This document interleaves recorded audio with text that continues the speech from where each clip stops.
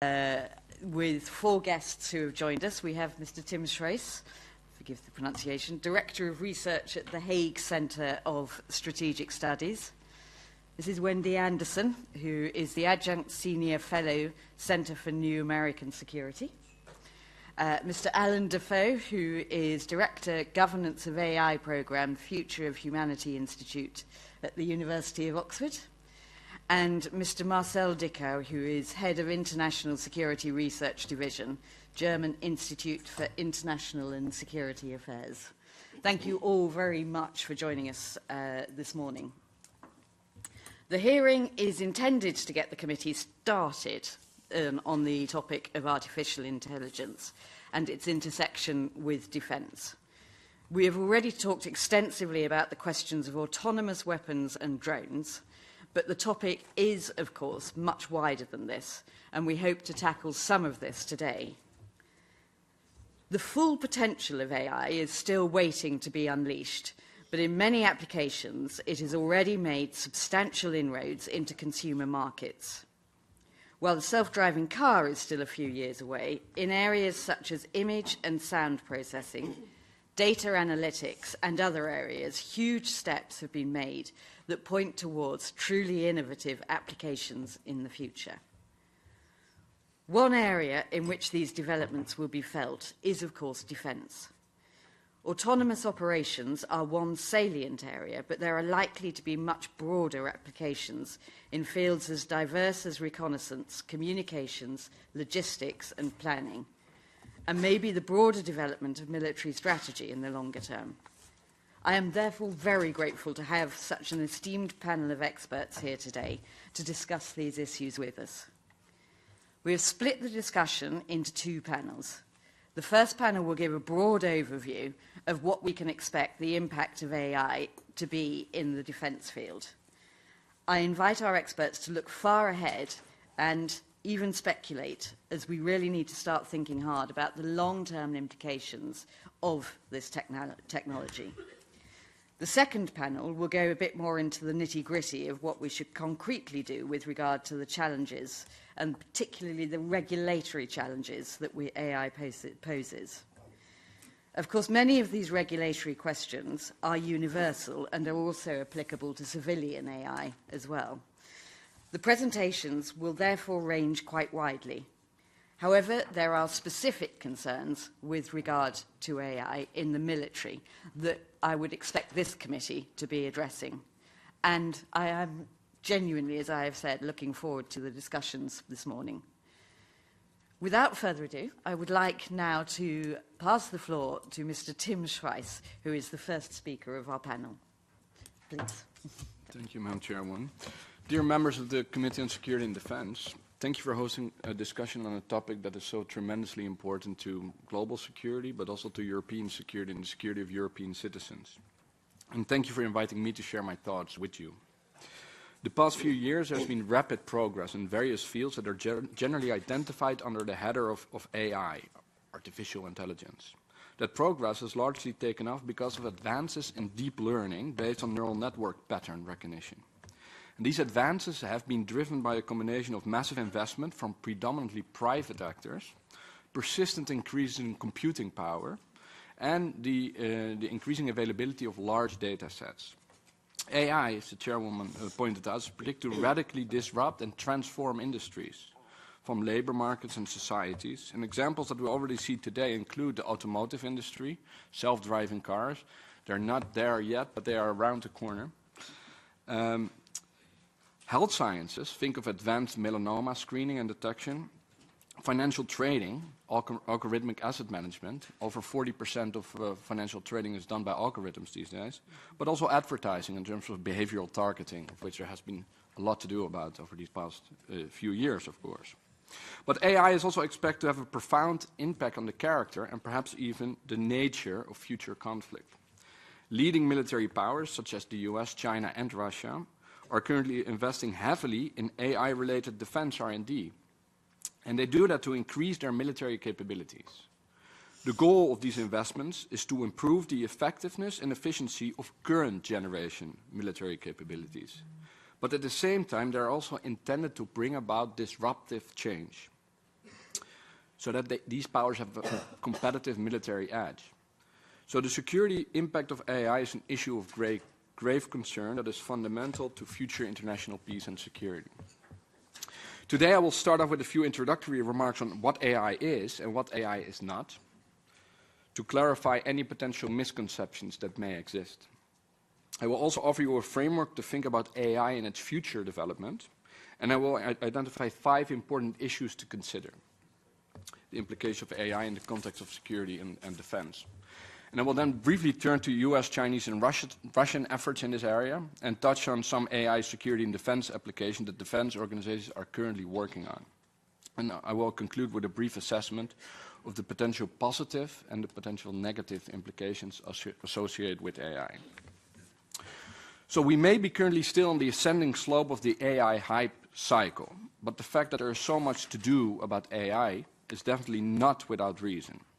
Just to give you a few examples related to recent progress in order to make this a little bit more concrete. In the past 3 years alone, AI systems have proven that they can not only meet but also exceed human performance in image recognition, speech transcription, and direct translation.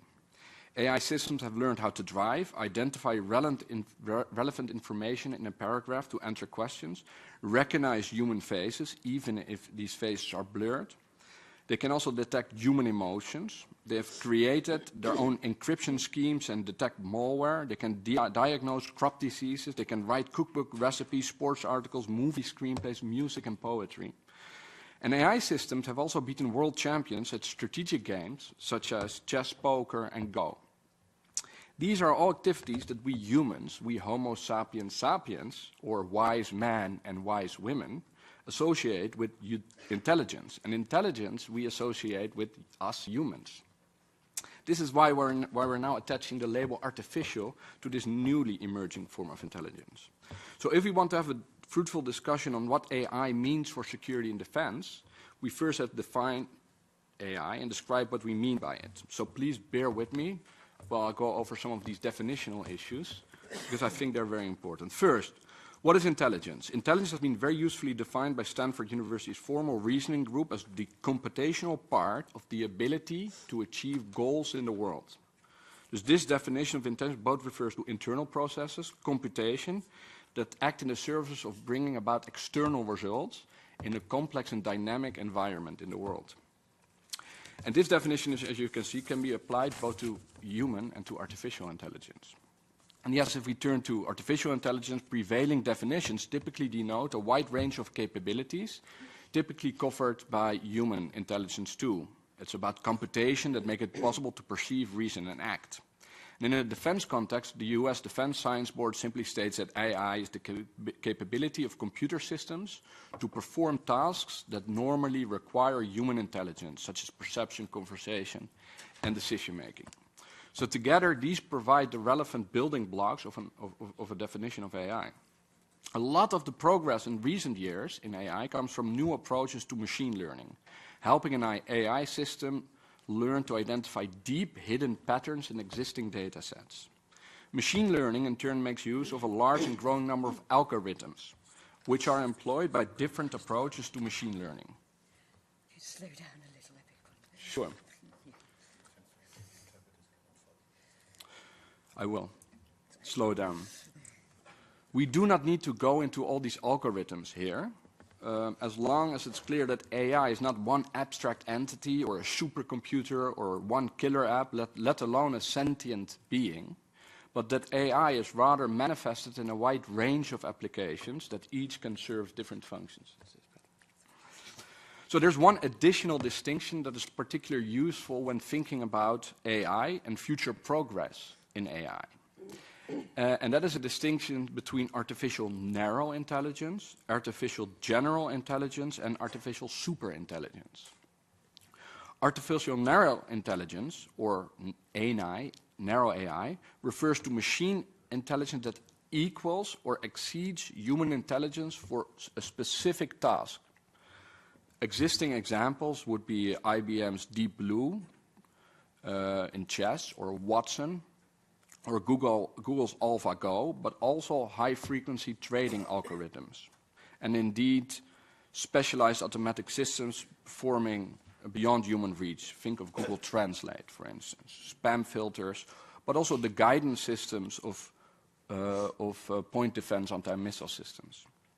Then there is artificial general intelligence, which can be defined as machine intelligence meeting the full range of human performance across a wide range of tasks, so not in one domain, but across multiple domains. And then there is ASI, artificial superintelligence, and that is machine intelligence that exceeds human intelligence across every task. So in order to sort of frame the discussion, it's good to know that we're currently mostly at artificial narrow intelligence applications, with ANI applications starting to overtake human performance, but only in narrow domains. But we're far from a situation in which there is artificial general intelligence, let alone artificial superintelligence. Naturally, a critical question here concerns future progress in AI. When will AGI or ASI come about? Now, expert opinion is very much divided on this. Still, a majority of experts expect that AGI, the general intelligence, is not likely to arrive at the scene in the next 2 decades. Having said that, please also note that there are experts that expect this to be much sooner. Ray Kurzweil, for instance, Google's director of engineering, has recently moved up his own prediction of when the singularity will take place and man and machine will merge to 2029. But even absent a breakthrough from ANI applications to AGI applications, there is a lot of low-hanging fruit out there in the form of algorithms that have yet to be integrated in existing processes, both in the civilian and in the military arena.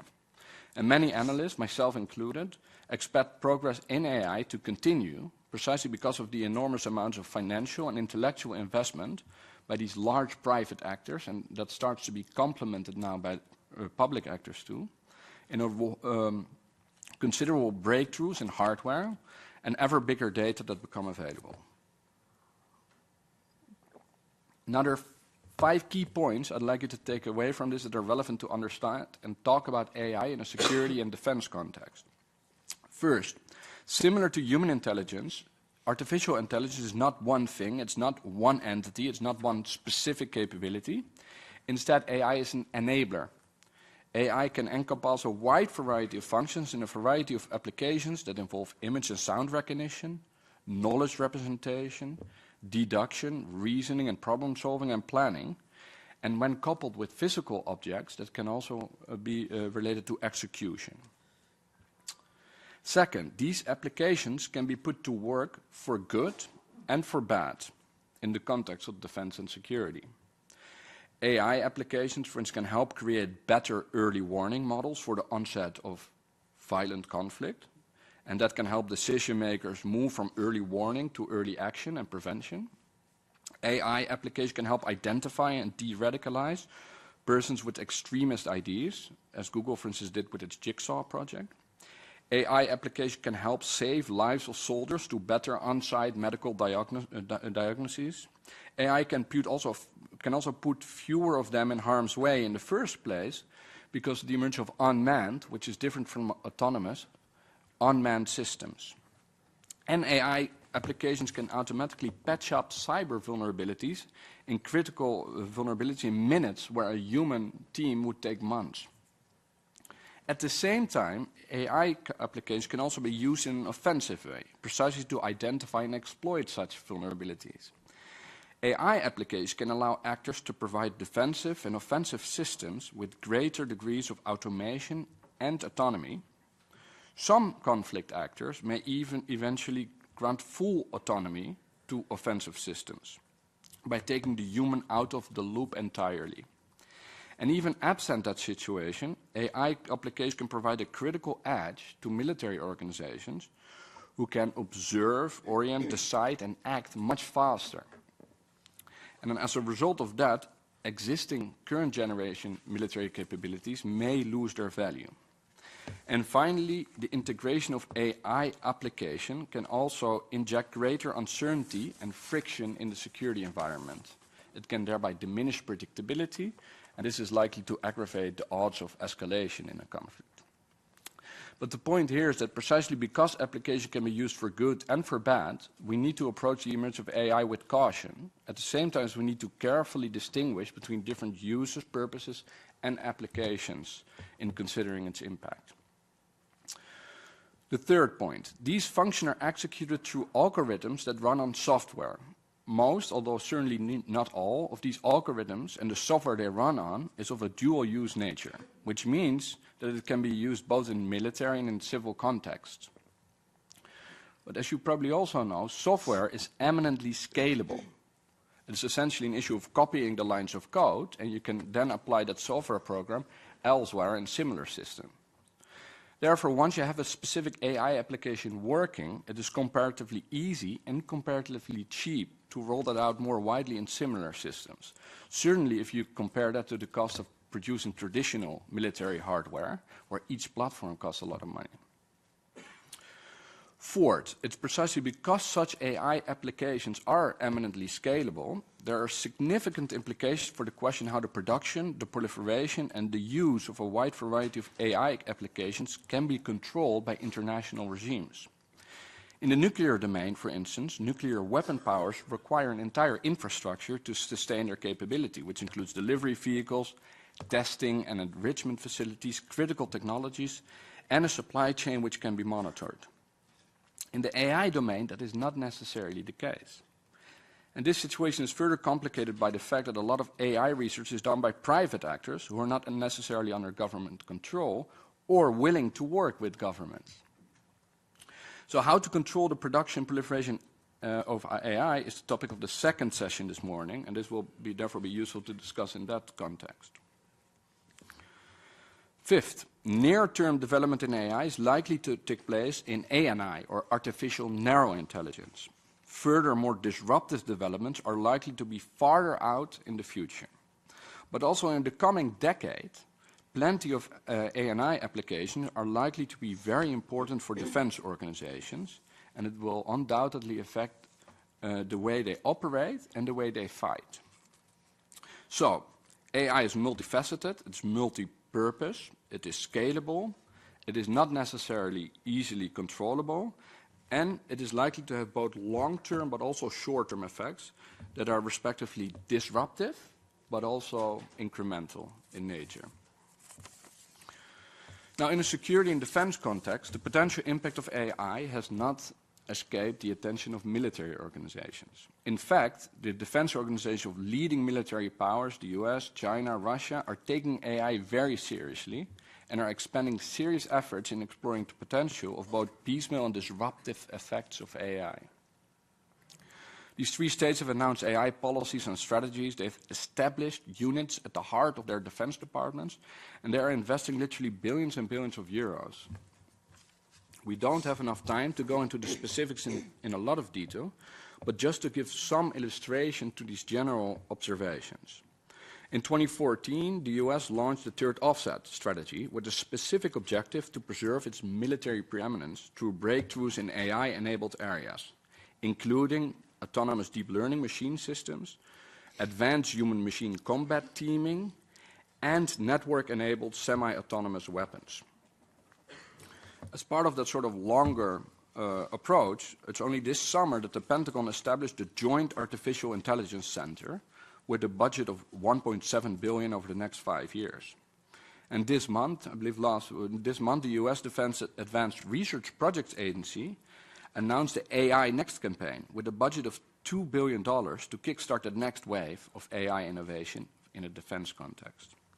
In short, US strategists and policymakers really think that AI will provide the US with a military edge, and they're not only talking the talk, but also walking the walk where it concerns AI-related defense R&D.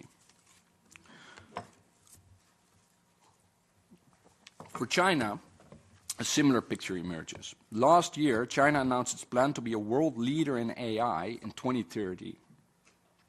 The objective in the military arena of the People's Liberation Army, the PLA, is to make the shift from informatized warfare, as they knew it from the 1990s, to intelligentized warfare. In order to achieve this, China has established the Intelligent Unmanned Systems and Systems of Systems Science and Technology Domain Expert Group. That's a mouthful, No need to translate that. It has also set up a fusion military-civilian AI cell in order to facilitate the military uptake of civilian AI R&D conducted by companies. Russia is also committed to developing its AI capabilities. From Vladimir Putin, we have the famous quote that whoever becomes the leader in this sphere will become the ruler of the world. Russia has established the Russian Foundation for Advanced Research in order to close the gap in advanced research between Russia and the West. And it is especially seeking to catch up in the development of autonomous systems. The Russian Military-Industrial Committee set the ambitious target of making 30% of military equipment robotic by 2025. While Russia is often characterized as very much focusing on the development of autonomous and semi-autonomous systems, for the US and China, it seems that efforts target the entire observe, orient, decide, act, or in military terms, the OODA loop. AI applications that are being researched and or developed concern early warning models for conflict onset, intelligence collection and analysis, battle space analysis, target acquisition, medical diagnoses, real-time translations, automated cyber operations, unmanned semi-autonomous systems, new swarming concepts with large numbers of small disposable vehicles, and also, and this is very serious, AIs that can explain themselves to humans to improve the trust between humans and machines. Now, let me turn to the implications and wrap up here, Madam Chairwoman. What are the implications? A key question, of course, concerns how the emergence of AI will affect global security. This is early days, and AI will have myriad impacts. Let me highlight only a few here, and both on the positive and on the negative side. On the positive side, more precise targeting through AI may make war, paradoxically, more humane. Similarly, there may be fewer fatalities as a result of man-machine teaming and uniformed personnel not being put in harm's way. AI-enabled better medical treatment is likely to result in lower battle death rates. And similarly, AI, as I already touched upon, will open up opportunities to improve early warning, to inform early action, because it will provide better and more timely insight in causes of conflicts and escalation processes. And it may even facilitate de-escalation in strategic decision-making processes, because AIs will be able to furnish different options than commonly considered in crisis decision-making. But on the negative side, there are plenty of serious negative implications too. The inclusion of AI in existing military capability portfolios can upset the existing military balance of power by making traditional systems and doctrines obsolete. What is more, the political costs of going to war are likely to be lower if fewer humans are sent to the front, thereby taking away an important constraint to go to war. Immature AI applications rushed into military platforms can lead to spiral dynamics when they run out of control in uncertain environments, as sometimes happens in financial trading. And what is more, conflict can speed up to such a degree that human intelligence can no longer keep up, especially if some conflict actors decide to remove people, the human, out of the loop and leave the decisions to AI applications. And this will provide opponents then with an important dilemma, whether to keep the human in the loop and possibly face defeat, or follow suit and take the human out of the loop.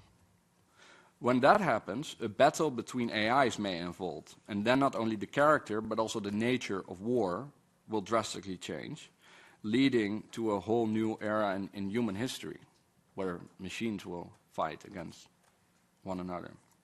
So that, ladies and gentlemen of the Commission, remains science fiction for now.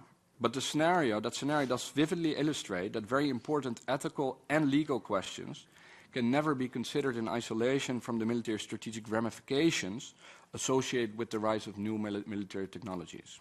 So I'm therefore pleased that we're talking about this today, and I look forward to our discussion and your questions and comments. Thank you. Thank you very much for that tour de force of an overview of where we are and where we may get to with AI in the defence sphere.